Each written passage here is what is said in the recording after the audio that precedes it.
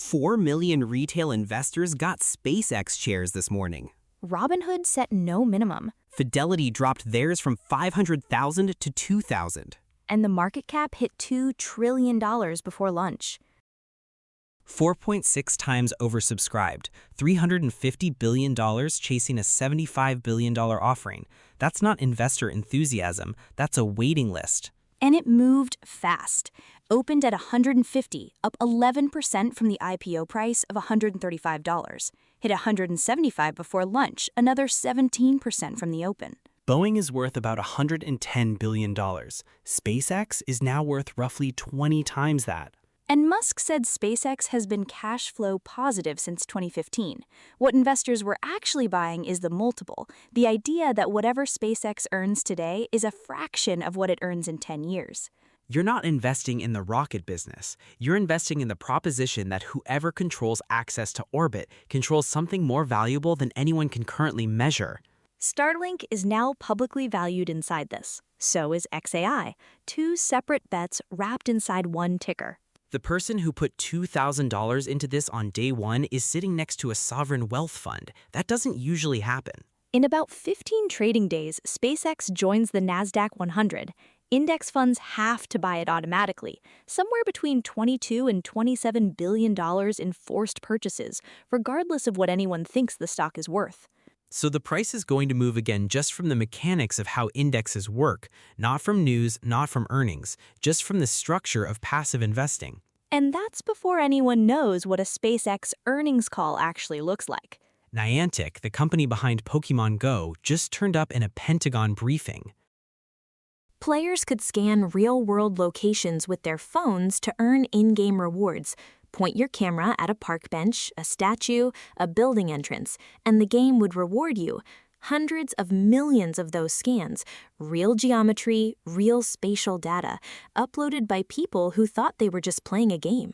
And now that data is being used to train AI from military drones. Niantic sold its gaming division, and the spatial data went with it. It's now at the center of a partnership aimed at helping drones navigate without GPS, which matters because GPS can be jammed. In a contested war zone, a drone that relies on GPS is a drone that can go blind. The drone scans its surroundings and identifies its location by recognizing what it sees: a building, a road junction, landmarks it's been trained to read. It turns out millions of people built the map. They just didn't know that's what they were doing. The game was designed to keep players scanning. The data was a byproduct. But nobody scanning a mailbox in 2018 was thinking about drone navigation in a GPS-denied airspace. They consented. It's somewhere in the terms of service. Nobody read it. What's strange is that this probably isn't the only time something like this happened. A galaxy is just a collection of gas, dust, and stars. And if you strip away the gas, no new stars can form. The galaxy freezes. JWST caught it. A galaxy in the early universe generating a wind so powerful it's blowing its own raw material into deep space, violently. Which is not what astronomers expected to find. The outflow is moving fast enough to escape the galaxy's gravity entirely. That gas is gone. It's not coming back. So you have this galaxy that should be growing, conditions are right, and instead it's suffocating itself. The phrase astronomers used was galaxy-killing wind. You'd think a galaxy dies because something external gets to it. Collision, starvation, some outside force. But this is internal. The galaxy's own activity, probably massive star formation or a black hole at the center firing off energy, kicks off a wind that then destroys the galaxy's future. This could explain something astronomers have questioned for a long time.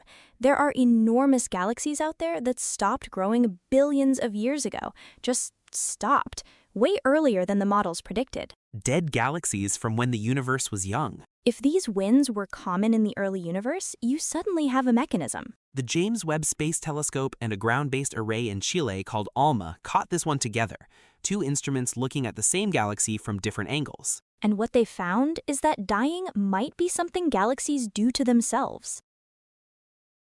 A family is suing OpenAI over something that happened in a conversation.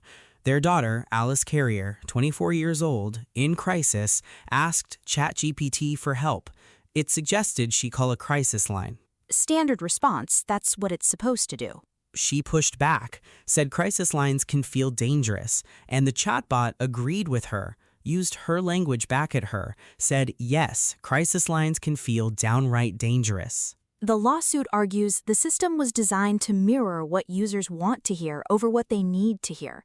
Which is a design choice. Somewhere, someone decided that agreement feels better than resistance. In most conversations, that's probably fine.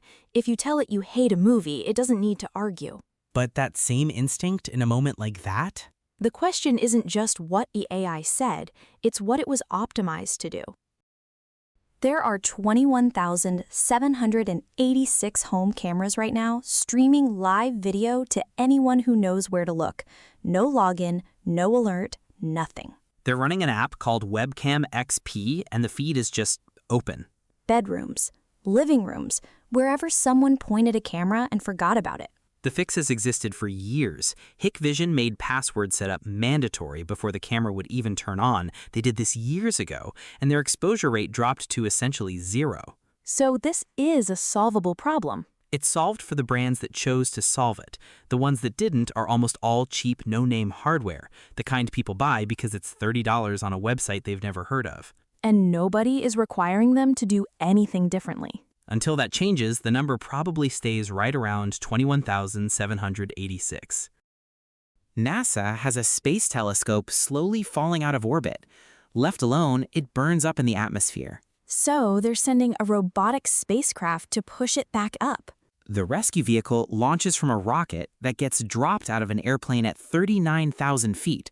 The airplane drops the rocket fires, and then the spacecraft inside goes to find a $500 million telescope tumbling through low Earth orbit. And pushes it home. Back to a stable orbit. More years of science. We've built satellites for decades assuming they have a fixed lifespan. Once the orbit decays, that's it. This says it doesn't have to be. Researchers found you can hijack an AI coding assistant by sending it a fake error report. No hacking, no phishing. You just slip a message into a system the AI already trusts. These tools are trained to look at error logs and act on them automatically. So someone crafts a fake error message with instructions buried inside it. The AI reads it, treats it as legitimate, and runs whatever code was hiding in there. Credentials gone.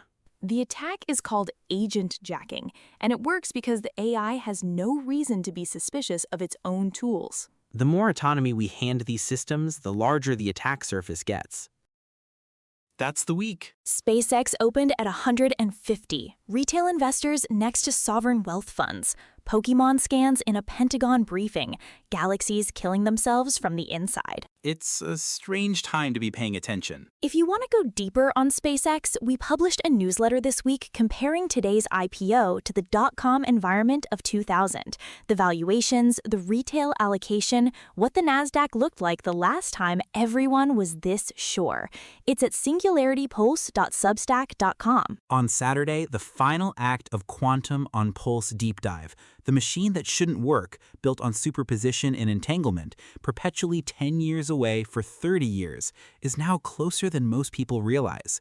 And the data that was already captured, already archived, already waiting, that window may already be closed. And Sunday on Pulse Origins, Act 3 of the Black Death, the massacres of 1349, what the Voigtlander Voth research found about the cities that burned their Jewish communities, and what those cities did 600 years later. Some things don't need a living memory to persist. Find both on Spotify, Apple, or wherever you listen to podcasts. We'll be back Monday. Singularity Pulse is for informational purposes only. Nothing here is financial, legal, or professional advice.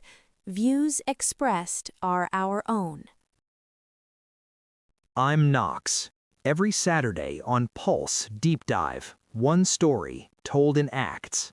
This season, how AI happened, who really invented the internet, and going back to the moon 53 years later.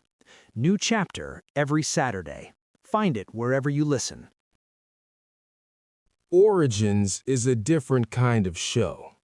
Every Sunday, we investigate the forces that shaped the modern world, the geography, the science, the commerce, the decisions made centuries ago that are still playing out today. Find it wherever you listen to this podcast.